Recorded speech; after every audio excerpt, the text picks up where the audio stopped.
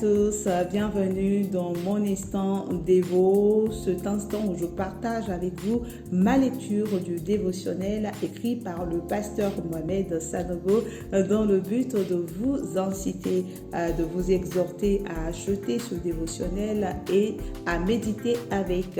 Alors nous sommes en juin, j'ai envie de dire bienvenue dans le mois de juin et je vais lire simplement le dévotionnel qui correspond à ce jour, qui n'est rien d'autre que le dévotionnel 6.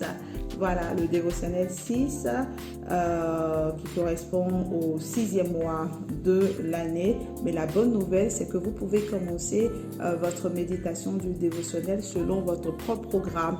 C'est-à-dire qu'en juin, vous pouvez commencer avec le dévotionnel 1.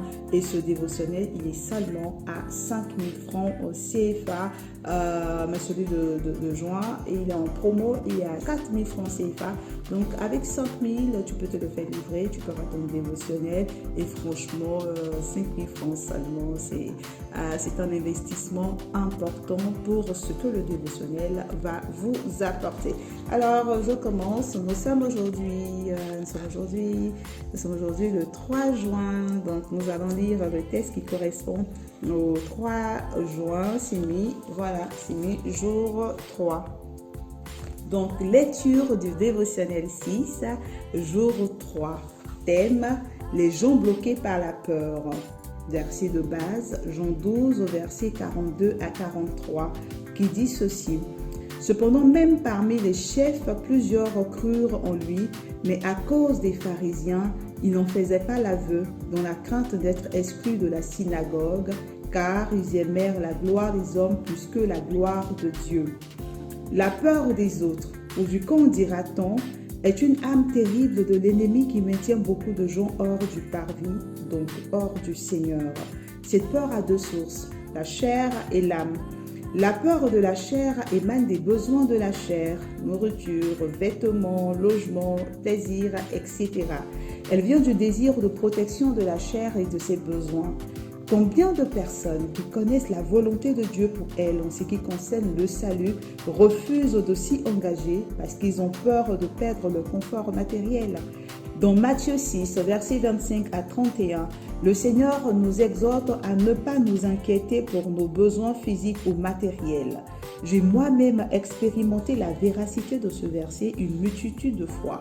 Je ne dis pas que tu ne connaîtras pas l'épreuve si tu t'engages à suivre le Seigneur, mais je peux t'assurer que face à l'abandon des hommes, tu découvriras le Dieu qui prend soin de ses enfants. La fidélité est l'une des qualités essentielles que Dieu ait manifestées à l'égard de ses enfants. Alors ne laisse pas une quelconque inquiétude te priver de l'intimité avec Dieu. Sache-le, tôt ou tard, Dieu te mettra à l'épreuve pour t'apprendre à compter sur sa fidélité. Même si à cause de Christ tu es amené à tout perdre, lui prendra soin de toi.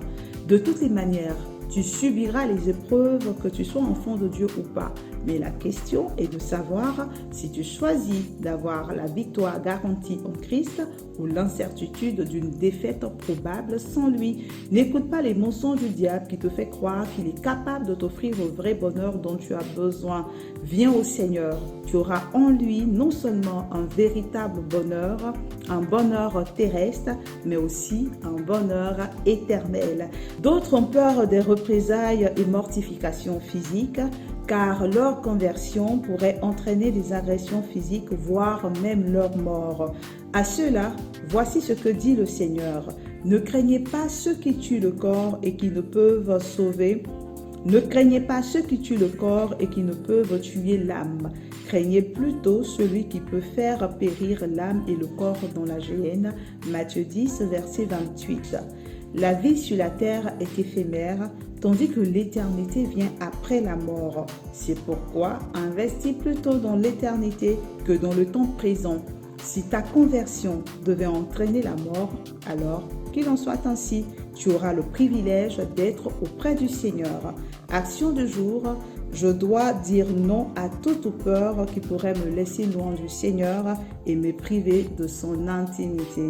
Verset de base, verset à méditer, Matthieu 6, verset 25 à 31. Voilà, c'était mon instant dévo. Si tu n'as pas ton dévotionnel, achète-le tout simplement et médite avec.